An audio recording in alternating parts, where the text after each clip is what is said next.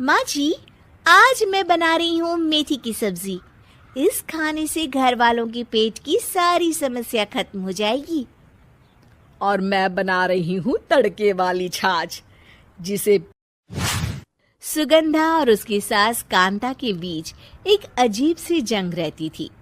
ये जंग थी किचन में कौन ज्यादा अच्छा काम करेगा और घर के सदस्यों के दिल जीतेगा। और उनकी इस जंग में हमेशा कुर्बान होते थे उनके दोनों पति।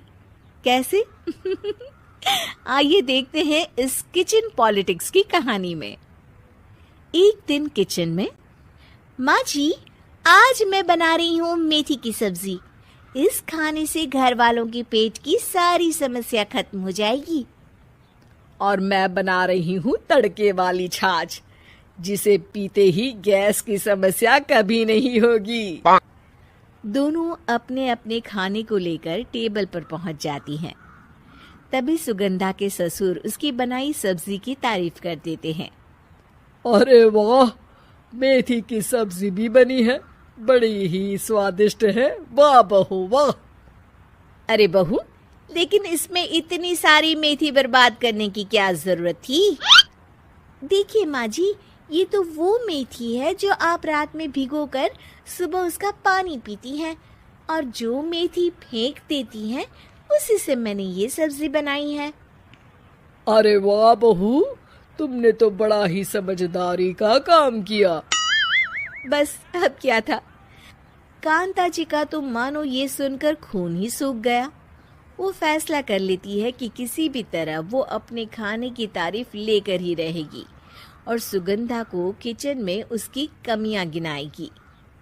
कांता फ्रिज खोलकर देख रही होती है और फिर सुगंधा से कहती है, अरे बहू, ये क्या, पूरा फ्रिज गंदा पड़ा है। तभी वहां सुगंधा का पति आ जाता है। वो सुगंधा को डांट कर कहता है, सुगंधा, तुम्हें कितनी बार कह रखा है कि वायरस फैल रहा है, साफ सफाई का पूरा ख्याल रखना है, लेकिन तुम किचन में इतनी गंदगी रखोगी तो कैसे चलेगा। सुगंधा सास की तरफ देखती है जहां वो मुस्कुरा रही होती है। सुगंधा समझ जाती है कि सास ने उससे बदला लेने के लिए ये सब किया है। दोनों रात के खाने की तैयारी में लग जाती हैं। दोनों ना एक दूसरे की तरफ देखती हैं और ना ही एक दूसरे से बातें करती हैं। रात को खाने की टेबल पर एक एक कर दोनों कई तरह के अलग अलग व्यंजन टेबल पर लगा देती हैं और अपने अपने पति के पास जाकर खड़ी हो जाती हैं। अरे खाइए जी खाइए, मैंने बड़ी मेहनत से बनाया है। प्लेट में वो खाना डालती हैं। सुगंधा भी दोनों की प्लेट में खाना डालते हुए कहती है, बड़ी ही मेहनत लगी है इस खाने को बनाने में। हाँ, दोनों को ना चाहते हुए भी सारा खाना खाना पड़ता है। कहीं दही तो कहीं मलाई तो कहीं मसाला। और इन सब के बाद दोनों बड़ी ही मुश्किल से अपने कमरे में सोने जाते हैं। लेकिन अगली सुबह सुगंधा का पति चिल्ला रहा होता है, हाय रे, हाय मेरा तो पेट खराब हो गया, हाय माँ बहुत दर्द हो रहा है। तो वहीं कांता के कमरे से भी कुछ ऐसी ही आवाज आने लगती है। हे भगवान, इस सास बहू की लड़ाई हमारी जान लेकर रहेगी। जाओ कोई डॉक्टर को बुला कर लाओ। डॉक्टर आते हैं। दोनों को देखकर कांता और सुगंधा से कहती हैं, देखिए, आप दोनों इन्हें खाने में हल्का ही दीजिएगा। हो सके तो रात का खाना जल्दी खाया करे और वॉक किया करे। इतना कहकर डॉक्टर वहां से चले जाते हैं। जिसके बाद एक बार फिर से दोनों बहुएं किचन में जाती हैं और खाना बनाने में लग जाती हैं। रात में खाने के टेबल पर दोनों एक बार फिर से खाना लगाने लगती है। पापा जी, मैंने ये पतली मूंग की दाल की खिचड़ी के साथ ये पापड़ और पुदीने की चटनी भी बनाई है। अरे बहू, अभी अभी बेचारे पेट की बीमारी से गुजरे हैं, इतना भारी खाना तो डॉक्टर ने भी मना किया है ना। देखिए, मैंने आप दोनों के लिए सूप बनाया है।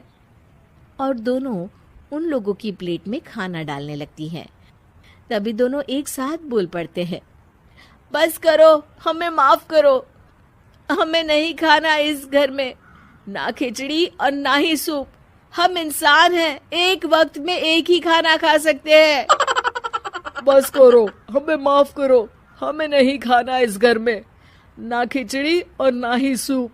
हम इंसान हैं, एक वक्त में एक ही खाना खा सकते हैं। इतना कहकर वो दोनों वहां से चले जाते हैं। कहानी का अंत। आप लोग उम्मीद कर रहे होंगे कि अंत में सब ठीक हो जाएगा। नहीं जनाब, अगर सास बहू के बीच सब ठीक हो जाए तो आप ये सीरीज देखे ही क्यों? तो मजा लीजिए इस चैनल में सास बहू से जुड़ी कहानियों का, क्योंकि ये ऐसा रिश्ता है जिसकी मिठास उसकी खटास में हमेशा